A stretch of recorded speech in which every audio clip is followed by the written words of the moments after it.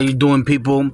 This is part 2 of quiet title action. It should take about maybe $1,200. If we do it correctly, we're gonna have a property.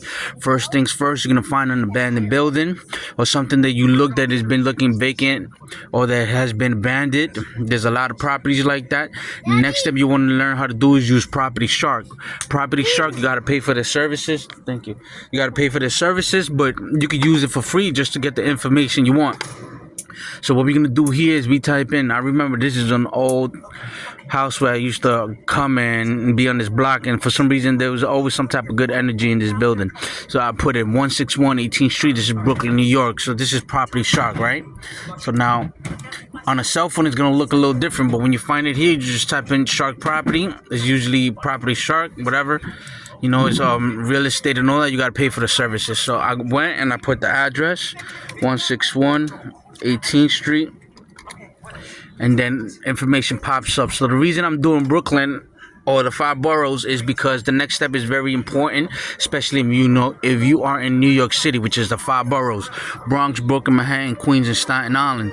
If you're not in these 5 boroughs, you got to search which one is going to be for your state, but that's on the next process. This one is everywhere in the United States, so this is very good. You're gonna stick to Property Shark.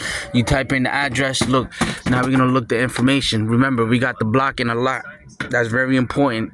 So this is first step 1. Now we're gonna go to owner, see what it says. You see, it says ownership information for 161 18th Street, Brooklyn, New York, and it's confidential. It is locked. It's locked in. You see the little locks? You gotta click and all that. Fine. We don't wanna. We're gonna use the limited services, right? All rights reserved. Respect and property to them. We're not trying to make money off of them. We're just using it for informational and entertainment purposes only. When I mean entertainment, we're entertaining ourselves and our lives in order to better ourselves. There's nothing wrong with that. So now this is step 2. Look, you look at the property, you got the zip, the borough, all that. So remember the lot. This is the Brooklyn, the lot. Now that's step 1. After you find the property. Step 2, you look for the address at the property and you search it up on Property Shark. Now the reason we type in the address is because we want to find the block and the lot. Then the very next step is very important. We go here, back to Google. Now we're gonna type in ACRIS. ACRIS, it's a city agency website and it's free. This is ACRIS, ACRIS. You see ACRIS NYC, but we're just gonna do ACRIS generally. Okay. Now when we go to ACRIS, it's gonna say ACRIS, so it's nyc.gov/ACRIS. Boom, bingo. Now we in there, right? It says begin using ACRIS.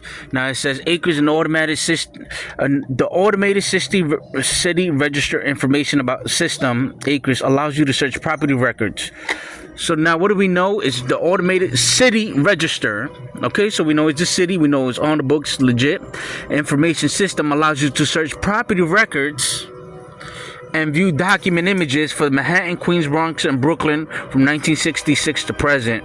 I believe they also have Staten Island, but it's not mentioned here. So let's stick to this section then. You know, look, Bronx, Manhattan, Queens, Bronx, Brooklyn. We're missing Staten Island. So fine, let's do these 4 boroughs. So now we begin using ACRIS. So let me expand this real quick. Boop. You see, it says system announcement. Due to system maintenance, ACRIS e-check payments will be unavailable. You can make payments, you can register and update information. So if it's not